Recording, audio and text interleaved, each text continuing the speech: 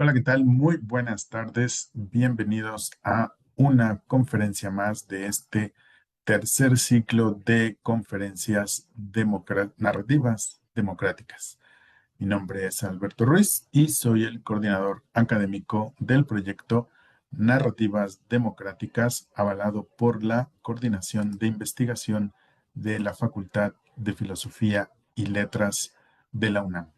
En este proyecto, entre otras actividades, pues nos damos a la tarea de realizar este tipo de conferencias con amigos y colegas en los cuales compartimos con ustedes diagnósticos, teorías, conceptos que nos permiten comprender a nuestras sociedades democráticas contemporáneas.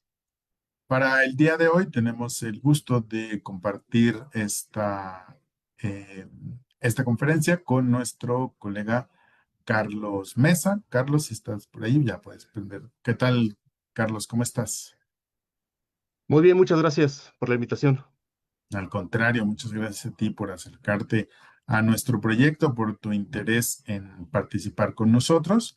Voy a leer tu semblanza e inmediatamente te doy paso para que inicies con tu conferencia. Carlos Mesa Martínez es sociólogo por la UNAM, maestro en sociología política por el Instituto Mora, doctor en estudios sociales en la línea en procesos políticos por la UAM Iztapalapa. Se ha desempeñado como becario de investigación en la Facultad de Ciencias Políticas y Sociales de la UNAM, como asistente de investigación en el Instituto de Investigaciones Sociales, también de la UNAM, profesor de asignatura en la Universidad Autónoma de la Ciudad de México y actualmente está realizando una estancia postdoctoral en la Unidad Azcapotzalco de la Universidad Autónoma Metropolitana con el proyecto Análisis de las Narrativas Territoriales y Megaproyectos. Casos Nuevo Aeropuerto Felipe Ángeles y Tren Maya. Entre sus líneas de investigación se encuentran la acción colectiva y los movimientos sociales y el análisis de significados de las políticas. Pues muy bien, Carlos, pues nuevamente muchas gracias por estar aquí con nosotros y te cedo la palabra. Muy buenas tardes. Lo que voy a presentar es no es es un producto derivado de la investigación que estoy llevando actualmente en, en la Universidad Autónoma Metropolitana, Unidad Azcapotzalco. Eh, el título de la ponencia es Política y conflicto territorial en los megaproyectos de la Cuarta Transformación. Si bien mi proyecto del postdoctorado es sobre los significados y las narrativas y de cómo se van construyendo tanto los espacios como los enemigos públicos, así como los problemas y las necesidades de la realización de una serie de megaproyectos durante el periodo de la Cuarta Transformación, es decir, el primer gobierno de durante el primer gobierno, que es del 2018 al 2024, que estuvo a cargo del presidente Andrés Manuel López Obrador, y en donde aquí es una necesidad de investigar los las relaciones políticas, los conflictos que se dieron en la parte de los megaproyectos. Cabe mencionar que antes de López Obrador, durante el gobierno de Felipe Calderón, que va del 2006 al 2018, al 2016, planteó la construcción de un aeropuerto internacional de la Ciudad de México, pero por cuestiones que derivaron en un conflicto eh, con ejidatarios de San Salvador Atenco, ese aeropuerto ya no se llevó a cabo. Después viene la construcción de una refinería que tampoco fue posible llevarla a buen término.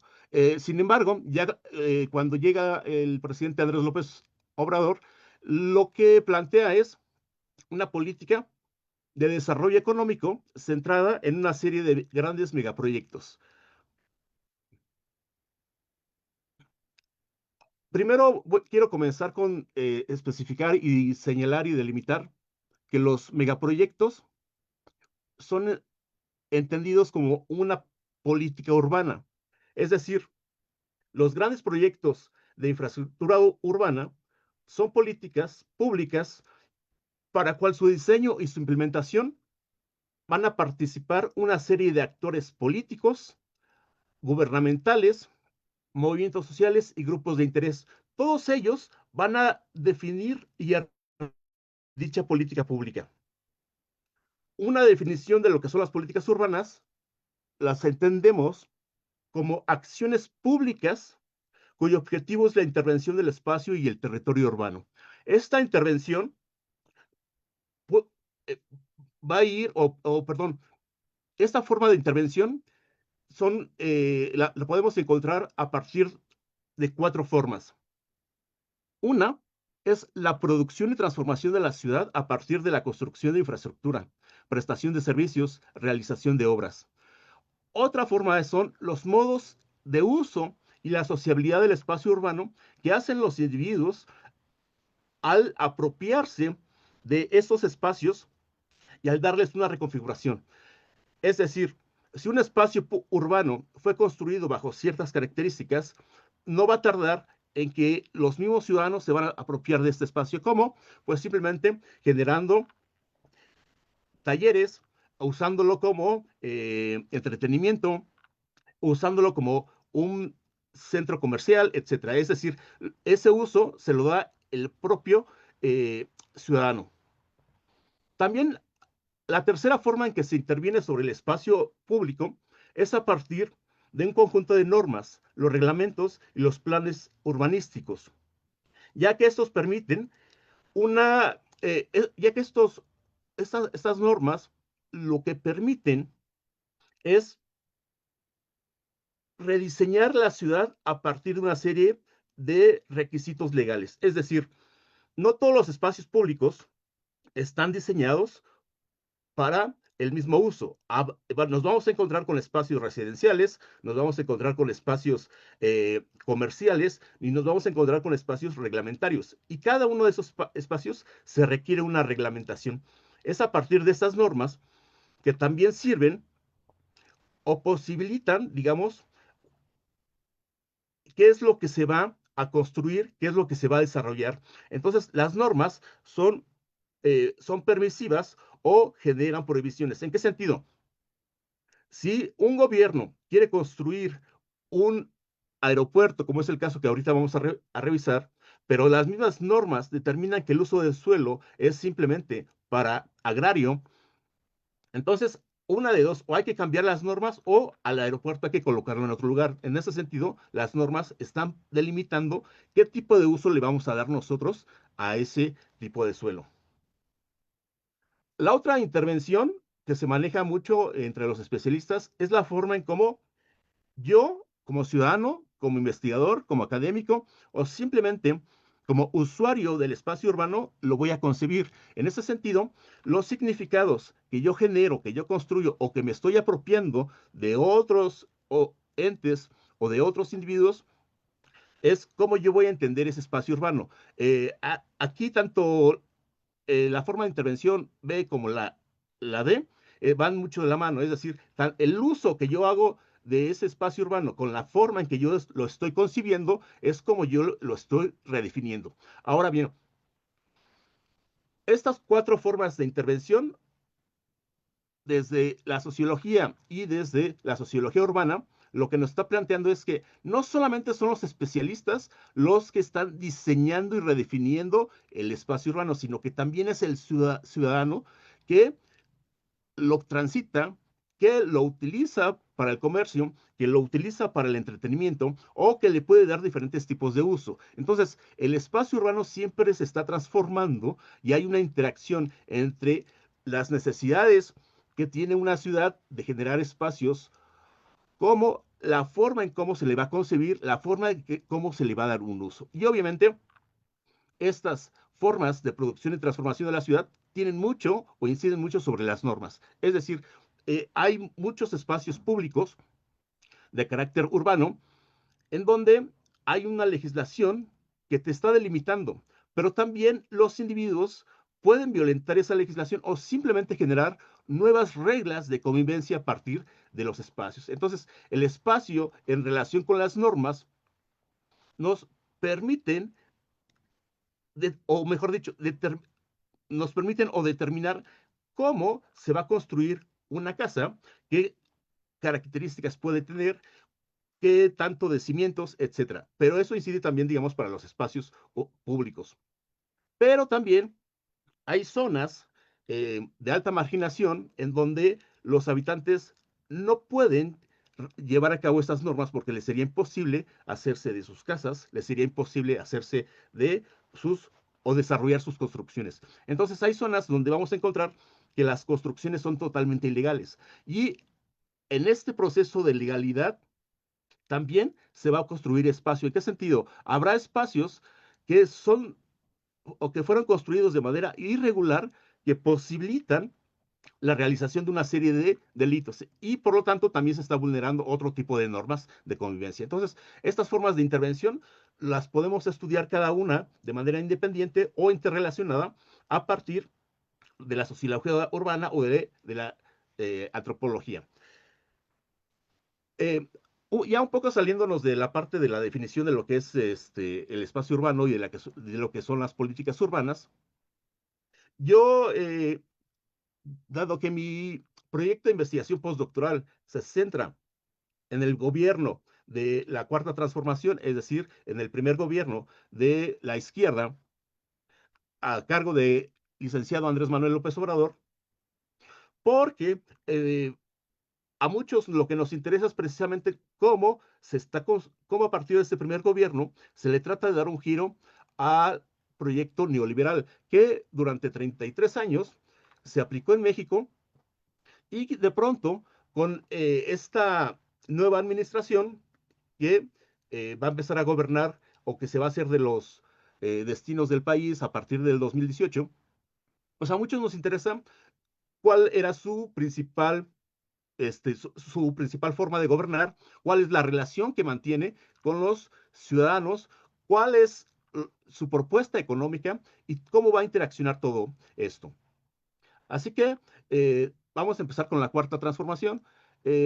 Como todos o la mayoría sabemos, López Obrador gana las elecciones presidenciales en el 2018 por tercera vez, fue candidato para, dicha, para dicho puesto y esto va a hacer que sea el primer gobierno de izquierda en el México contemporáneo o el primer gobierno de izquierda del siglo XXI.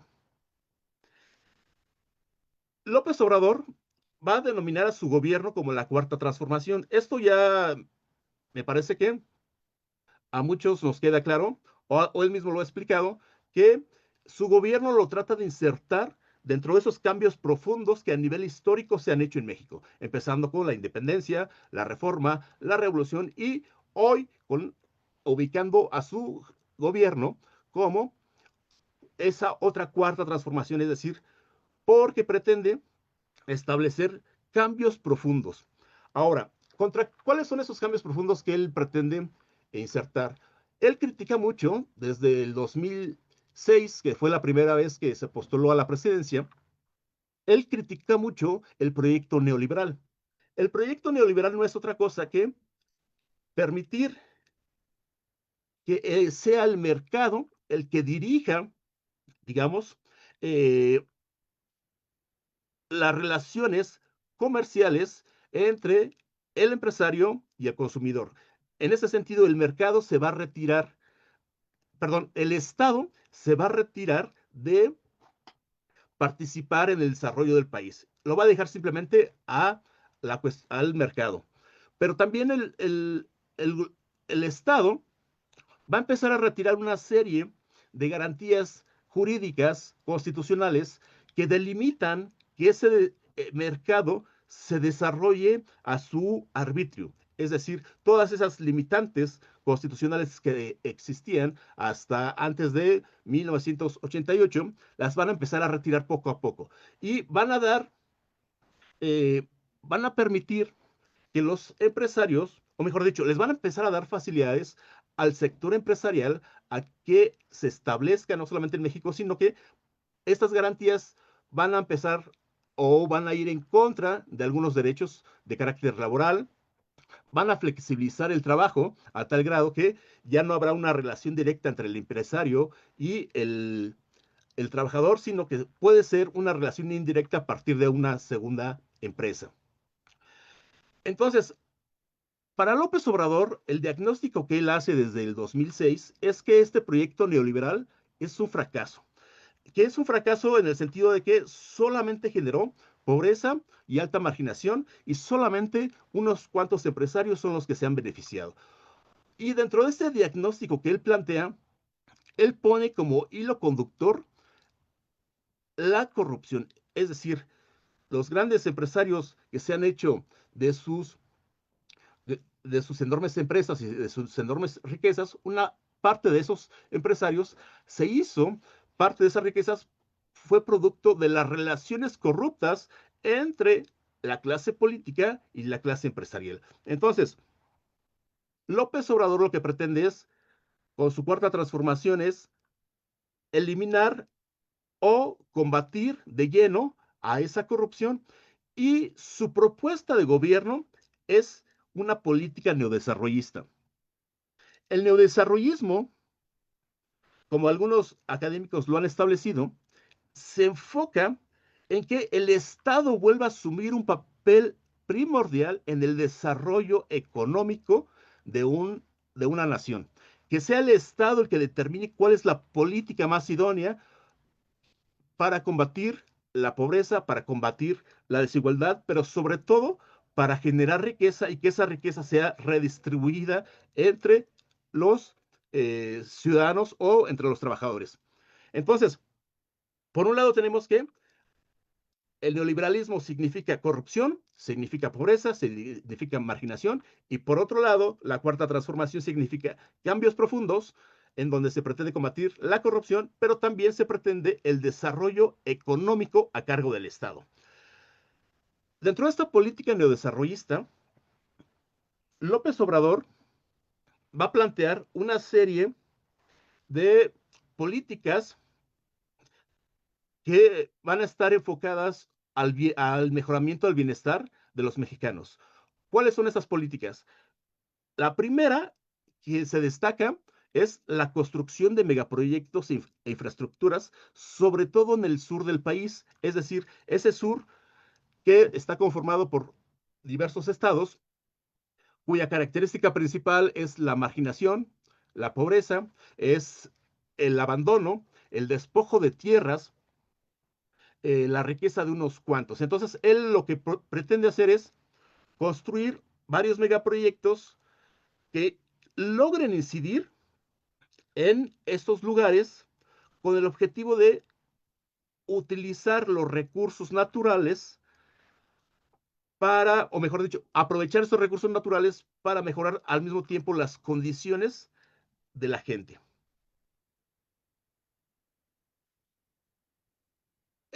La política desarrollista es fortalecimiento del mercado interno, por lo tanto una reactivación de la economía, una promoción de la industrialización en zonas marginadas. En este caso, lo que él va a hacer es aplicarla al sur del país, que está conformado por Chiapas, Oaxaca, Tabasco, Quintana Roo, Yucatán y Campeche.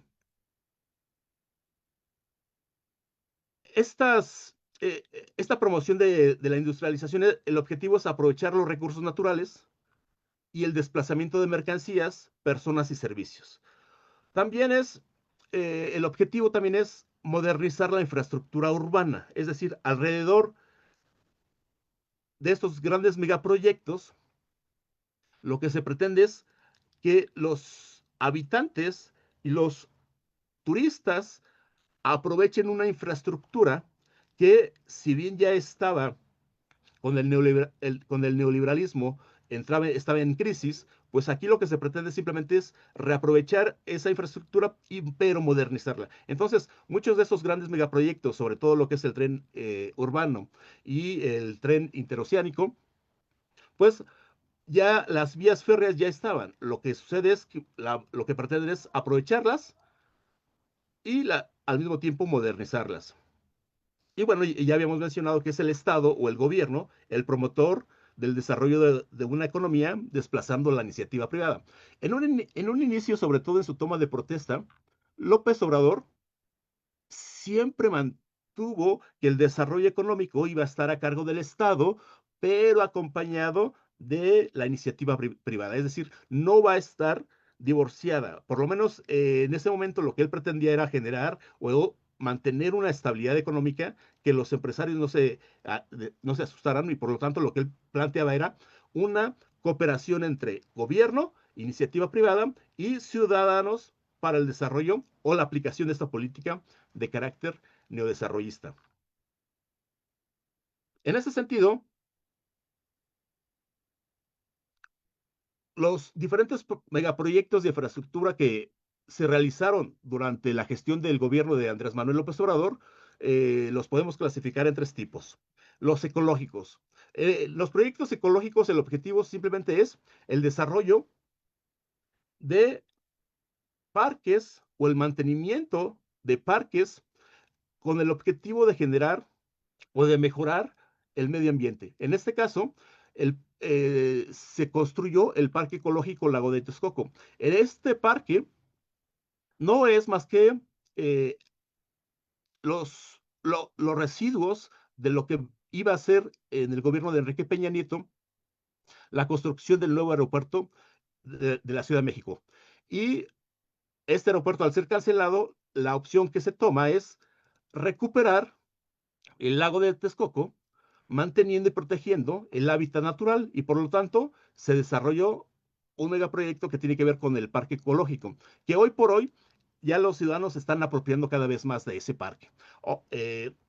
Tenemos otro tipo de megaproyecto que tiene que ver con el energético. Una de las promesas de López Obrador es que nuestro país se volviera sostenible en materia de energía en términos de petróleo y energía eléctrica. Y para ello decidió desde su campaña electoral construir y ampliar la refinería Olmeca de Dos Bocas en Tabasco. El tercer megaproyecto es a donde López Obrador le va a hacer su apuesta, es en el transporte, porque gracias al transporte se puede movilizar tanto a personas como bienes y servicios. Aquí no olvidemos que su apuesta va a ser por el sur del país, en donde los bienes y servicios son escasos, si bien son estados que se caracterizan por una gran cantidad de hábitats naturales, una gran cantidad de recursos naturales, pues no se pueden desplazar. Y se requiere, pues obviamente, un transporte que lo permita.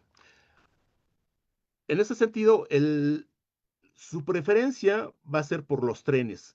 Y en el términos de los megaproyectos de transporte tenemos el viaducto elevado de Tijuana, Baja California Norte, el puente Nichupé en Quintana Roo, el tren Maya en Yucatán y Quintana Roo, el corredor interoceánico del Istmo de Tehuantepec, el tren interurbano, que este tren en realidad es la continuación del tren que inicia Enrique Peña Nieto durante su gestión y que por diferentes motivos, tanto económicos como de la misma complejidad en su desarrollo, no lo pudo concluir, y este tren incluso no va a concluir en el sexenio de López Obrador, sino recientemente con el gobierno de Claudia Sheinbaum va a concluir.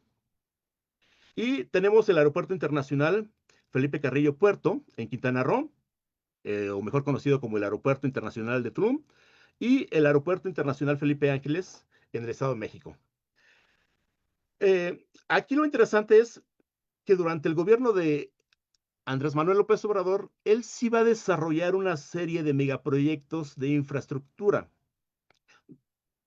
cosa que sus antecesores, es decir, Vicente Fox, Felipe Calderón, el mismo Peña Nieto, no lograron. Aquí la cuestión es por qué él sí lo logró, qué es lo que él realizó en materia política para poder llevar a cabo eh, estos proyectos y llevarlos a cabo y desarrollarlos. Eh, en ese sentido, los megaproyectos en México hasta antes de López Obrador, me refiero a su gobierno, no eran analizados por muy pocas personas. Es decir, por muy pocos académicos les atraía el tema.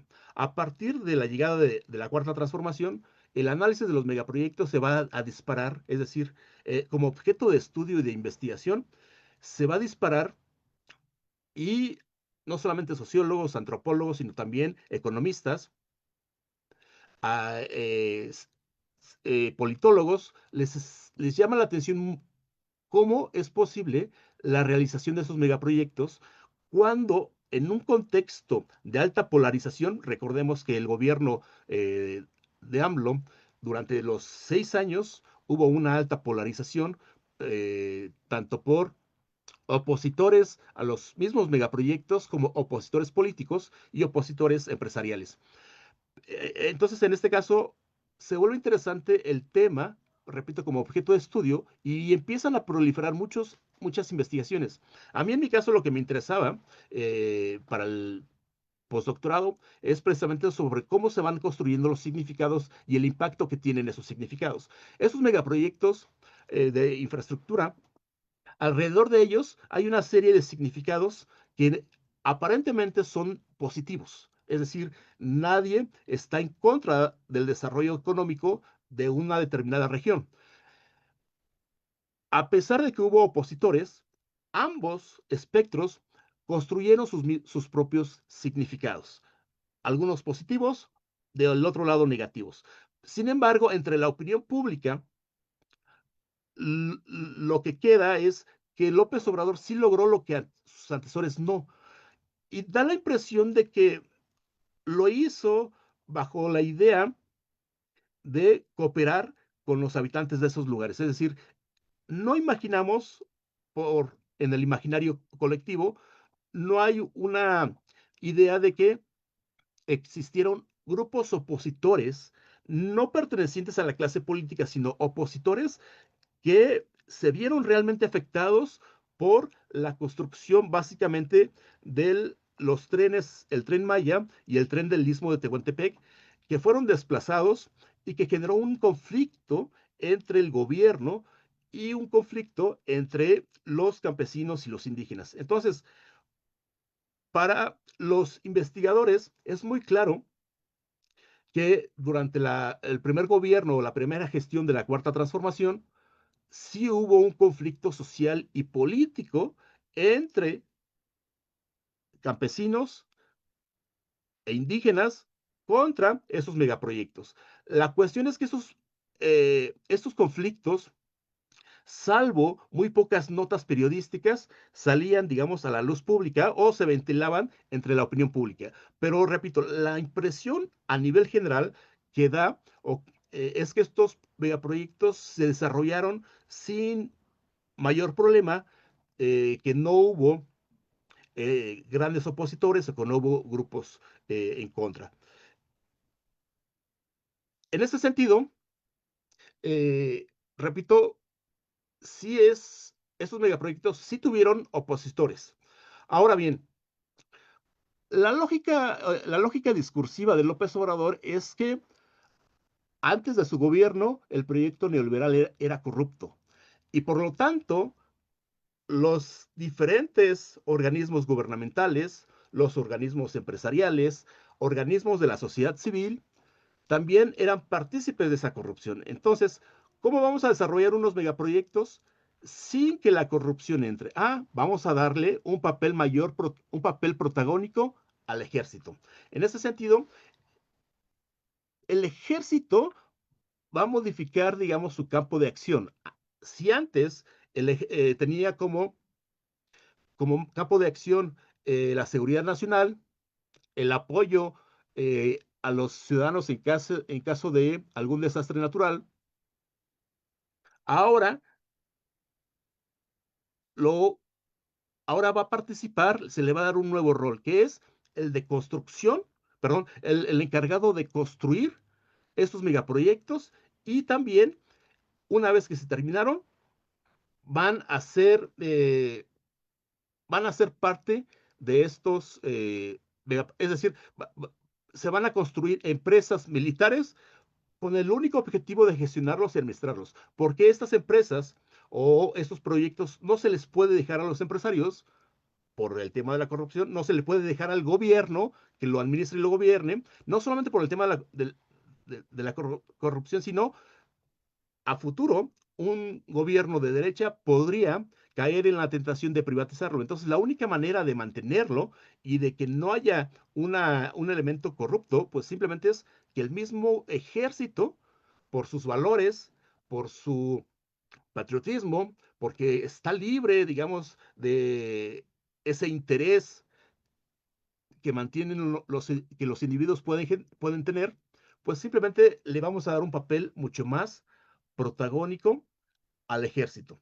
Y en el caso del Aeropuerto Internacional Felipe Ángeles, que va a ser el primer megaproyecto concluido y terminado, estará bajo la conducción del ejército. Incluso las características, recordemos que el AIFA está sobre los terrenos de un campo que pertenecía al ejército. Es decir, había ahí un aeropuerto que servía para, eh, que servía para entrenamiento militar.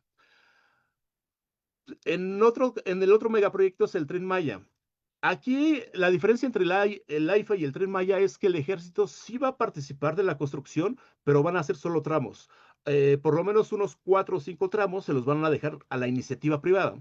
Obviamente son empresarios, muchos de ellos allegados, si bien no directamente con López Obrador, sí allegados directamente o indirectamente con la Cuarta Transformación. Y entre estos empresarios, pues tenemos al señor Carlos Slim, tenemos a otros empresarios que mantienen esas relaciones. El Aeropuerto Internacional de Tulum también va a estar a cargo del ejército. El corredor interoceánico del Istmo de Tehuantepec lo van a hacer otra vez los militares.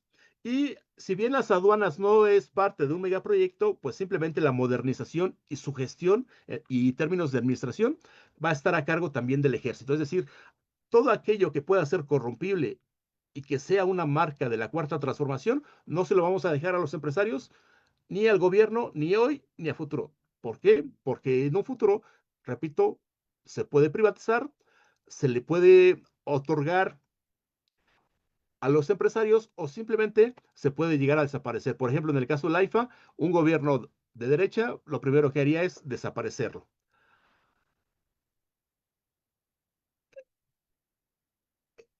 Vuelvo a repetir, estos megaproyectos que desarrolla López Obrador daría la impresión de que se desarrollaron sin tanto problema, que la gente entendió la necesidad, que la gente no estuvo o no cayó en la tentación de movilizarse, no cayó en la tentación eh, de irse en contra de estos proyectos. Sin embargo, si bien el conflicto social en el desarrollo de estos megaproyectos, sobre todo el Tren Maya y el Tren Interoceánico, y no es del nivel del conflicto social desarrollado durante la gestión de Vicente Fox en la construcción del nuevo aeropuerto internacional en Texcoco, en donde los ejidatarios de San Salvador Atenco se opusieron muy férreamente durante más de un año a la defensa del territorio y del medio ambiente, pero sobre todo a la defensa de su forma de vida. Si bien estos megaproyectos de López Obrador no tuvieron, digamos, esas características en donde el gobierno apareciera como represor o que el gobierno utilizara tomara decisiones de manera arbitraria, pues sí existen, digamos, sobre todo a lo largo de todo lo que es el tren interoceánico y algunas partes del Tren Maya, sí existieron afectaciones directamente sobre las comunidades campesinas y sobre todo las comunidades indígenas. Ahora, vamos a recordar que tanto estas comunidades, la relación que mantienen con la tierra, y su propia vida cotidiana es totalmente diferente a la relación que mantiene el empresario con la tierra. ¿En qué sentido? Para el empresario, la tierra y los recursos naturales solamente es una mercancía más que hay que explotar, una mercancía más que hay que aprovechar eh, y cuyos beneficios simplemente son para mí, no se pueden distribuir. En cambio, en esas comunidades la relación que hay con la tierra es una relación mucho más directa, en donde ellos entienden que el mantenimiento ambiental y ecológico no es una necesidad, sino que es necesaria para su propia sobrevivencia. En ese sentido, hay toda una relación, tanto en términos de significado como en términos de interacción, entre la tierra y la vida cotidiana de esas comunidades. La vida cotidiana de esas comunidades depende necesariamente de mantener el territorio y los recursos naturales de alguna manera que se mantengan equilibradas, que no sufran alteraciones. Ahora bien, los conflictos sociales que se van a desarrollar, o que mejor dicho, se desarrollaron durante el desarrollo de la construcción de dos grandes megaproyectos como es el Tren Maya y el Tren Interoceánico, eh, básicamente es que a las comunidades indígenas que por constitución, por derecho constitucional, se les debe de realizar, primero de informar sobre el proyecto. Una vez que se les informe, debe de haber una consulta en donde participen todos y cada uno de los indígenas y de los campesinos con el objetivo de que acepten o rechacen dicho proyecto. Entonces, en ambos casos, aquí lo que yo pretendo mostrar no es un análisis a profundidad, simplemente es una radiografía general y voy a mencionar cuáles son los problemas políticos que se presentaron o que no se llevaron a cabo y que de alguna manera ha sido minimizado o ha sido hecho a un lado. Entonces, las consultas ciudadanas no se realizaron, no hubo una información correcta sobre el impacto ambiental y ecológico que tendrían ambos megaproyectos. La información nunca fue completa, siempre fue irregular. Los procedimientos de consulta no fueron en algunos casos directamente con las afectados, sino era mediante representantes. Entonces se le mandaba llamar a líderes campesinos o a los encargados de los ejidos simplemente para que ellos aprobaran. Pero todo esto a espaldas de las propias comunidades. Y en algunos casos, cuando sí había consultas ciudadanas, no era directamente con las comunidades, sino era con otras comunidades que indirectamente tendrían alguna afectación. Y esto generaba, digamos, alguna molestia y algún enojo por parte de las comunidades que directamente sí tenían esa afectación, pero sobre todo no había una claridad de qué es lo que se pretendía realizar, ni tampoco de esos impactos que tendrían tanto para la comunidad como para la tierra. En el caso del Tren Maya sí hubo diversas afectaciones de carácter arqueológico. Entonces esto es grave porque recordemos que todo lo que es Quintana Roo, Yucatán y posiblemente Tabasco, hay una gran cantidad de asentamientos arqueológicos que hasta este momento no han sido explorados y que hasta a este momento se desconocen. Sin embargo, durante la construcción del Tren Maya, si bien en varios tramos de su construcción se encontraron y se lograron salvar restos arqueológicos, también en diferentes tramos fueron destruidos. Ahora, ¿por qué esta destrucción de restos arqueológicos? Porque eso retrasaría enormemente la construcción o en su caso tendría que moverse la línea o sí, la línea de se tendría que mover o desplazar literalmente todo el proyecto o una parte del proyecto. Entonces, es mejor, desde otro punto de vista, que es el de mercancía, pues simplemente es más fácil eliminar estos restos arqueológicos que, que buscar salvarlos. Eh, en el caso del tren interoceánico, aquí sí es donde ha habido un conflicto social mucho más intenso y mucho más fuerte, porque no solamente faltaron consultas ciudadanas, sino que también literal hubo despojos de tierras. Es decir, si si a las comunidades indígenas cuya propiedad de la tierra es elegido o el régimen es de carácter ejidal, se les había prometido que solamente se les quitaría 4 metros de cada uno de los lados de la vía y al final terminaron siendo 10. Entonces esto sí tuvo una afectación directa sobre estas comunidades. Pero no solamente eso, sino que también hubo enormes despojos de tierras porque no solamente se construyó para que el tren lograra pasar, sino se amplió, digamos, los laterales para que de alguna manera el transporte no sufra o no tenga afectaciones durante, digamos, durante el traslado de sus mercancías. Entonces, sí hubo despojo de tierras. Eh, También hubo una fuerte criminalización contra los opositores. Estos opositores no eran o no pertenecían a la clase política. Es más, estos opositores se hicieron opositores durante el proceso de construcción. ¿Por qué? Porque esos opositores no eran más que ejidatarios, campesinos, indígenas, que lo único que estaban buscando era conocer el impacto ambiental y si ese impacto ambiental iba a ser negativo para sus tierras, pues simplemente tratar de mover o de que el proyecto se cambiara. Sin embargo, la actitud del gobierno, y no es el gobierno, no fue el gobierno estatal, sino el gobierno federal, el que criminalizó a opositores a tal grado que en algunos casos los indígenas lo único que hacían era protestas pero no obstruyendo la construcción, sino a un lado de la construcción. Entonces, el proyecto podía continuar su desarrollo y ellos estaban haciendo su protesta. Sin embargo,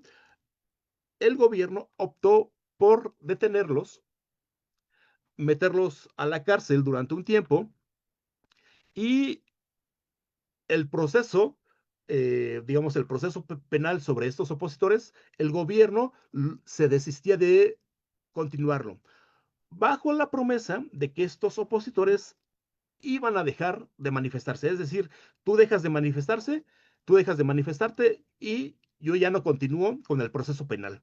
En algunos otros casos, hubo multas millonarias en contra de esta gente que lo único que hacía era defender tanto su tierra como evitar impactos negativos sobre el medio ambiente y ecológico, es decir, mantener un equilibrio.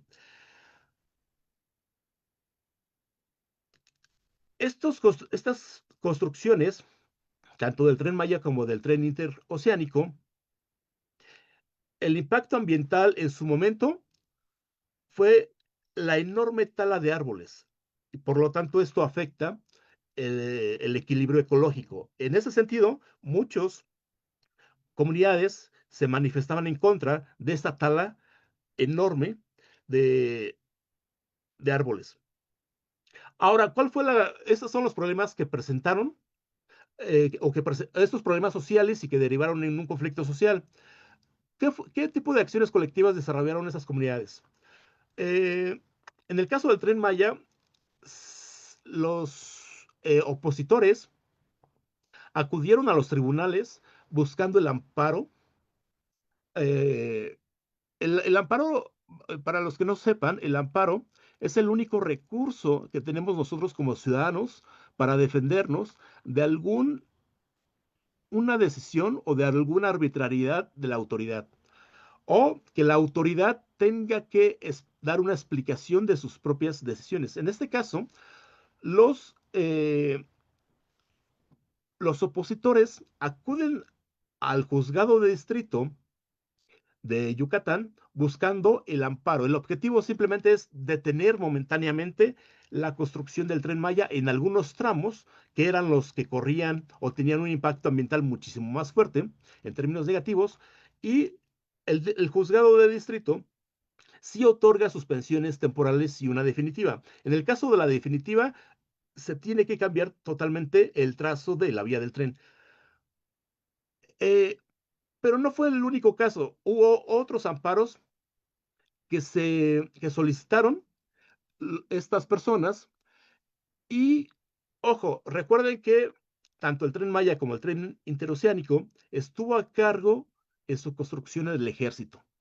Entonces, la respuesta del gobierno, en lugar de dar un análisis sobre esos impactos negativos que tendría el medio ambiente, lo que decide es guardar la información, porque como el ejército estaba a cargo de esta construcción y el ejército a su vez está a cargo de la seguridad nacional, el argumento es no se puede dar información sobre el impacto del Tren Maya, tanto en términos de su construcción, porque estamos hablando de un problema de seguridad nacional. Y en este caso, ningún juzgado quiso meterse en problemas y desecharon los amparos. Entonces, el gobierno, el primer gobierno de izquierda que llegó al poder mediante frases de primero el pueblo, o con el o sin el pueblo nada, y en donde de alguna manera apostaba, digamos, al bienestar de la sociedad en general, pues estamos viendo que es un gobierno que va a estar o que va a afectar a varias comunidades, pero que durante los procesos legales simplemente va a desecharlos por cuestiones de seguridad nacional. Entonces, en el desarrollo del Tren Maya y del tren interoceánico, nos vamos a encontrar que si este conflicto social va a estar, digamos, entre la opinión pública, no va a ser tan visible, sí se va a dar en esas zonas en donde los defensores de derechos humanos se, la, se van a pasar eh, pidiéndole al Estado que deje de criminalizarlos, que deje de meterlos a la cárcel, que deje de guardar la información y que sea mucho más claro. Entonces, aquí vamos a ver una contradicción entre lo que el gobierno, por un lado, en términos retóricos y discursivos, nos está diciendo que es el pueblo con el cual él va a gobernar, al lado del cual él va a gobernar, pero por otro lado va a haber una serie de afectaciones eh, territoriales en contra de este mismo pueblo. También, sobre todo en el entreno interoceánico, es donde las comunidades sí van a estar mucho más organizadas y sí van a lograr movilizarse, a tal grado que van a bloquear varios tramos de la construcción del tren interoceánico. La respuesta del Estado va a ser la detención, va a ser la criminalización. Sí va a haber protestas por incumplimiento de realizar esos proyectos a favor de las comunidades. Una característica del tren interoceánico y posiblemente también del tren Maya, y si no lo he visto del todo, es que había una promesa que se le hizo a muchas comunidades, que ante estos impactos ambientales que pudiera haber de carácter negativo, iba a haber un mejoramiento. El Estado iba a invertir en esas comunidades, mejorando las carreteras, mejorando una serie de servicios o introduciendo esos servicios de los cuales se carecía, pero al final simplemente hubo un incumplimiento por parte del Estado, es decir, solamente les dieron promesas de que habría un beneficio directo al permitir o al apoyar la construcción del tren interoceánico, pero al final del día el Estado dejó de cumplir. Y la respuesta del Estado simplemente fue una criminalización y hubo y detenciones contra ciertos líderes, a tal grado que en tan solo del 2018 al 2023 hubo cerca de 26 personas detenidas que por lo único que luchaban era simplemente por mantener un equilibrio ecológico. Las comunidades afectadas por el tren interoceánico también van a instalar campamentos alrededor alrededor y a lo largo de las vías con el objetivo de evitar en algunos casos la construcción, en otros simplemente era como dar a conocer públicamente que había una serie de afectaciones. Entonces, aquí lo que estamos viendo y el cual se ha vuelto un tema de interés para los especialistas, sobre todo enfocados en el análisis político, es precisamente esta interacción en que sí se produjeron conflictos sociales durante este periodo, que sí hubo eh, una serie de prácticas de relaciones o de vínculos políticos que eran más propiamente, digamos, del periodo al cual ellos estaban luchando. Es decir, durante el periodo denominado neoliberal, cuando se pretendía construir un megaproyecto, simplemente las consultas eran viciadas, no había información, no se explicaba cuál era el impacto ambiental y ecológico, había despojos de tierras, criminalización de los opositores, y eso estaba pasando, o mejor dicho, pasó durante estos 6 años del gobierno de Andrés Manuel López Obrador. Entonces, la relación, el surgimiento de esos conflictos sociales es que el propio Estado no está poniendo atención o no puso atención en escuchar las necesidades de la gente y que a partir de la realización de estos megaproyectos, esas necesidades fueran atendidas de manera integral. Es decir, realizar por un lado el megaproyecto y por otro lado meterle una serie de servicios a la población precisamente para mejorar su bienestar social y al mismo tiempo ir reemplazando esos árboles sembrando otros. Esto simplemente no ocurrió. Quizás ustedes no lo recuerden, pero en algún momento muchos cantantes, actores y algunos influencers se dedicaron a, a pedir auxilio o pedir que se salvara la selva. Pero como muchos de estos artistas y muchos de estos actores estaban eh, relacionados con la derecha, pues simplemente hubo una estigmatización de que era gente que estaba en contra del gobierno y por lo tanto estaba en contra del megaproyecto, a pesar de que su objetivo era simplemente salvar eh, la selva y evitar un impacto ambiental o evitar la deforestación de manera discriminada, pues simplemente hubo una estigmatización. Pero no solamente hubo una estigmatización sobre estos señores que de manera pública tenían, digamos, como las facilidades o los recursos mediáticos, sino que también hubo una estigmatización en contra de comunidades, opositores y defensores del medio ambiente. Es decir, aquí se agarró parejo bajo la misma etiqueta. Son la etiqueta de son corruptos, son parte del viejo régimen, es gente de la derecha, es gente que no quiere un desarrollo para el sur del país. Entonces, aquí lo criticable es que un gobierno que decía estar a favor del pueblo y buscar su bienestar y cuyo proyecto, tanto económico como político, era a favor de estas comunidades mucho más afectadas y que el objetivo de la construcción del tren Maya y del tren interoceánico era este mejoramiento de la vida o de la calidad de vida de estas comunidades que durante años simplemente no fueron bien vistas o no se les atendió sus problemáticas y de pronto con este gobierno que abría la puerta a que los más desprotegidos de alguna manera tuvieran un bienestar. Sin embargo, con la construcción de esos megaproyectos, lo que estamos viendo es que se realizaron no porque se dejó, no porque no existió una oposición, sino porque esta oposición no tuvo eco entre la opinión pública. Se utilizaron una serie de instrumentos legales propias de un Estado antidemocrático. Se utilizaron, o mejor dicho, sí, se utilizaron y se violentaron una serie de derechos comunales y hubo una violación a las consultas ciudadanas al muy puro estilo del viejo régimen. Entonces, por un lado nos dicen, nosotros somos diferentes, pero por el otro lado, las prácticas políticas y sociales que permitieron el desarrollo del tren Maya y del tren interoceánico son parte de ese otro régimen del cual se pretendía luchar y del cual se siguen manteniendo.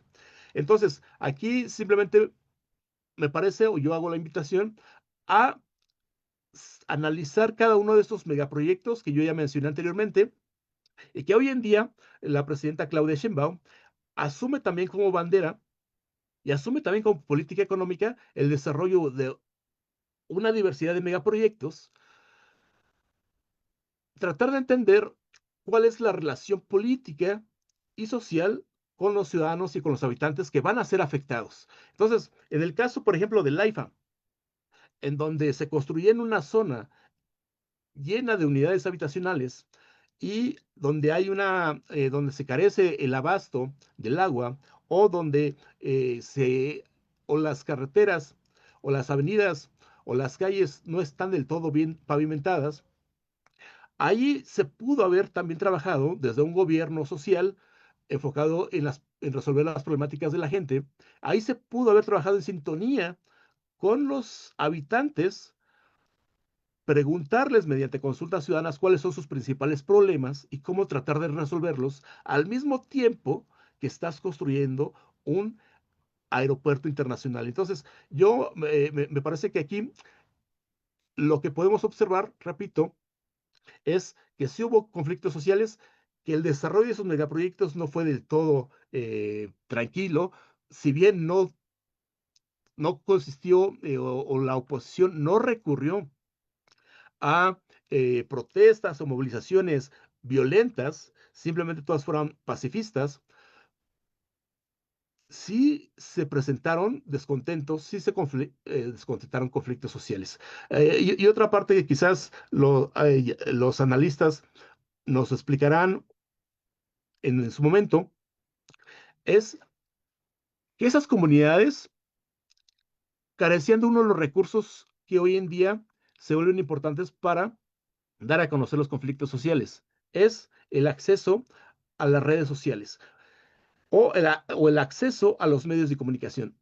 Porque esos conflictos que estamos viendo nosotros aparecían de vez en cuando en notas, pero en periódicos como el Reforma, periódicos como el Universal, la misma revista Proceso, medios de comunicación que de manera exitosa López Obrador logró estigmatizar como medios de la derecha. Entonces, al aparecer estas notas, pues automáticamente se descalifica toda una lucha y toda una movilización en contra del despojo de tierras, en contra de la criminalización. Entonces, sí logran organizarse esas comunidades, pero les falta ese recurso que es llegar o tener un impacto sobre la opinión pública, porque era una opinión pública dividida entre dos bandos, uno que apoya a la cuarta transformación y otro que está en contra, y no lograron estos generar un discurso eh, que combatiera la estigmatización que hizo López Obrador de la derecha. Entonces, todo aquel que se oponía o que se opuso en su momento al desarrollo de esos megaproyectos, simplemente se le descalificaba mediante una estigmatización. Y automáticamente todos los influencers que apoyaban o que siguen apoyando la cuarta transformación daban eco de esa estigmatización. Entonces también estos medios de comunicación alternativos a cargo de personas que apoyan a la izquierda o que apoyaban a López o que apoyan a López Obrador, pues simplemente fueron parte de toda una serie de narrativas que estigmatizaban y criminalizaban a esos opositores. Y entonces a un campesino que siempre había trabajado por su tierra y para su comunidad, de pronto es estigmatizado como una persona de derecha, una persona que está defendiendo este, que está defendiendo sus privilegios. No se le presentó jamás como una persona que estaba defendiendo el equilibrio ecológico, que estaba defendiendo los recursos naturales. Tampoco se le presentó como una persona que simplemente lo único que quería era saber, tener información sobre la propia construcción y cuál era el impacto que ellos iban a tener como comunidad. Entonces, aquí lo que estamos viendo es diferentes significados en donde López Obrador, apoyado por medios alternativos, pues sí lograron construir toda una serie de narrativas. Entonces, oponerte, aunque tengas, aunque hayas sido despojado de tu tierra, pues simplemente te van a ubicar dentro de un movimiento mucho más grande, o mejor dicho, dentro de un espectro que es la derecha. Entonces, bajo este discurso de que todos aquellos que están en mi contra,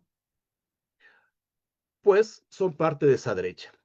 Entonces, por último, lo único es volverlos a invitar a que se metan a este tipo de analizar a estar al tanto de los megaproyectos que se están desarrollando hoy durante la cuarta transformación a cargo de Claudia Sheinbaum y ver cuáles son las relaciones que se están dando, eh, si hay conflictos sociales, si hay consultas ciudadanas, cómo son las consultas ciudadanas, si solamente se les está consultando en términos de este es el proyecto que nosotros vamos a realizar o este es el proyecto que vamos a realizar, pero cuáles son las necesidades que ustedes tienen como comunidad para resolverlas en conjunto y de esta manera mejorar su vida o simplemente no hay una información confiable o las consultas simplemente se les están haciendo a gente simpatizante de del gobierno o de la izquierda.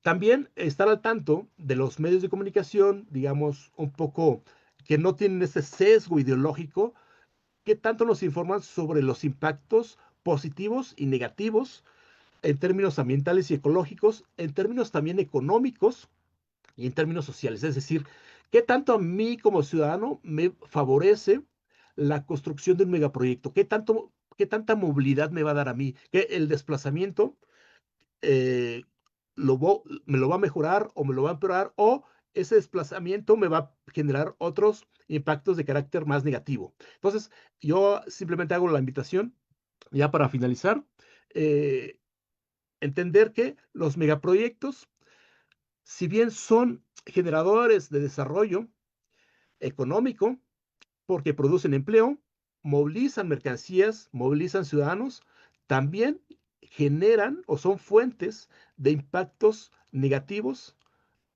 en términos ecológicos, en términos del empleo. Es decir, un megaproyecto no necesariamente va a garantizar el empleo durante 10 años, simplemente puede garantizar durante 3 o 4 años. Muchas gracias. Al contrario, muchas gracias a ti, Carlos, por esta exposición, este recuento de lo que ha sido todo este tema de los megaproyectos, que sin duda pues es un tema bastante interesante y que, como lo has comentado, pues genera mucha polémica. Eh, ya casi no tenemos tiempo para una conversación más o menos amplia, pero no quiero perder la oportunidad para preguntarte eh, cómo podría sintetizar de una manera más conceptual o política los efectos que los megaproyectos han tenido en las libertades o en los derechos de las personas. Sí, todo megaproyecto va a tener impactos positivos y negativos. Y de tal manera que el propio gobierno, en términos por cuestiones legales, está obligado a explicarnos o está obligado a explicarles a las comunidades. Y en este sentido, si una comunidad está informada de esos impactos positivos y negativos, tiene mayor capacidad de decisión.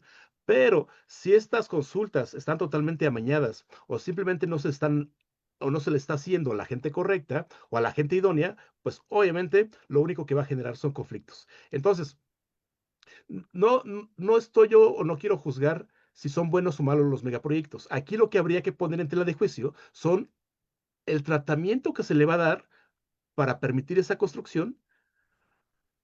¿Qué tanto va a ser la relación que va a establecer el propio gobierno con los ciudadanos? Entonces yo me inclino que sea una relación mucho más eh, Horizontal, ¿no? horizontal que vertical y que deje de imponer, o mejor dicho, dejar de realizar esas prácticas que se realizaban antaño y que cuales son muy criticables y simplemente mostrar el panorama tal cual es. Quizás a una comunidad sí le va a interesar, quizás a otra no, cada comunidad va a defender lo que son sus recursos, pero sí mantener unas relaciones totalmente horizontales y esa es la parte, digamos, que yo, por la cual yo me inclinaría, ¿no? Entonces no hay que estigmatizar tampoco los megaproyectos, porque posiblemente los impactos positivos a futuro sean muy buenos. Pero en ese momento, si no le explicas bien a la gente o no haces que esas consultas sean vinculantes, ¿a qué me refiero? Por ejemplo, en el caso del AIFA, pues es una, hasta ahorita, hay una carencia del suministro del agua. ¿Por qué con esta construcción no se resolvió este problema? Muchos de los habitantes que viven alrededor del AIFA se tienen que desplazar a la Ciudad de México por la cuestión laboral. bueno, ¿por qué si el IFA me estás prometiendo que va a haber un desarrollo económico, qué soluciones les ofreces a los mismos habitantes de ahí? Entonces, Claro, no hubo ese tipo de consultas que algunos llaman participativas, es decir, no solamente te voy a exponer lo que voy a hacer, sino exponme tus problemas para ver cómo a partir de este megaproyecto o de este proyecto lo solucionamos juntos.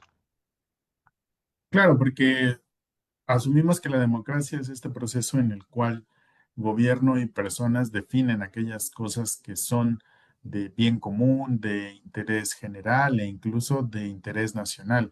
Entonces, efectivamente, los megaproyectos pueden ser una muy buena estrategia para que eso que llamamos desarrollo, eso que llamamos crecimiento, pues se pueda llevar a cabo dentro de un país. Pero si no está acompañado de la voz de quienes supuestamente van a ser los beneficiarios, pues no pasa de ser falsas promesas.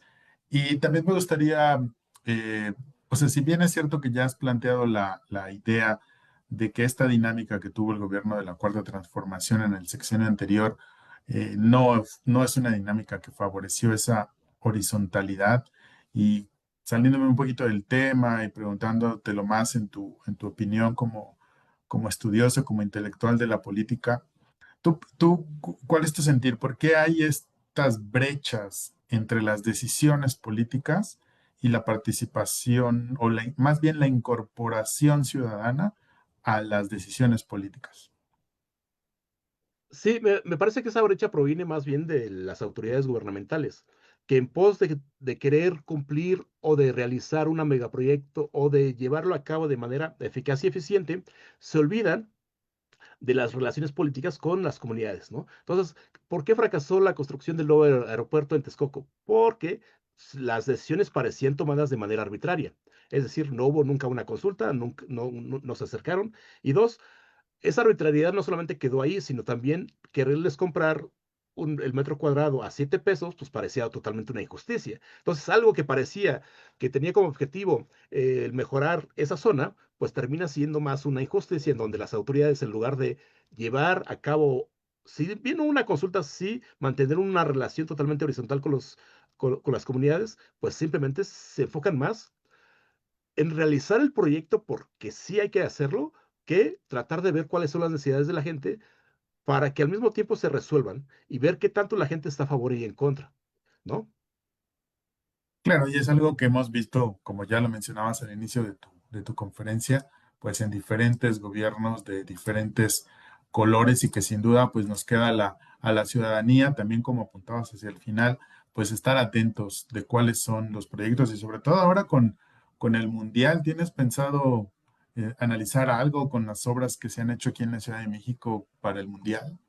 Mira, en este momento todavía no me he enfocado a esta parte del mundial, pero sí, digamos, como habitante de la Ciudad de México, sí me he visto afectado sobre todo por el corredor que se está construyendo aquí en la línea 2 del metro, y en donde observas a la gente, pues, molesta porque de pronto a las 10 de la noche se tenía que salir del metro, subirse a un RTP, cruzar media ciudad en el RTP con bastante tráfico y pues sí la gente la ves un poco molesta, ¿no? Aunque también es gente que muchos de ellos, si bien utilizan el sistema del metro, no viven en la Ciudad de México. Entonces, yo siento que no va a haber tampoco un impacto negativo en términos electorales para el 2027, o en todo caso, pues yo creo que tendrán todavía más de un año como para mejorar esa parte negativa, ¿no? Pero sí, ahorita que lo mencionas también, ¿qué afectaciones negativas se están produciendo hoy en la Ciudad de México y en algunas ciudades en donde se va a llevar el Mundial, ¿no? Y en donde el Mundial, a final de cuentas, pues los beneficios no van a ser para todos, van a ser para una clase económica específica, ¿no? Claro. Bueno, pues mi estimado Carlos, pues muchísimas gracias por haber estado con nosotros el día de hoy. Muy interesante todo lo que nos has contado y sobre todo pues el trabajo de sistematización, recopilación y análisis de la información que has hecho.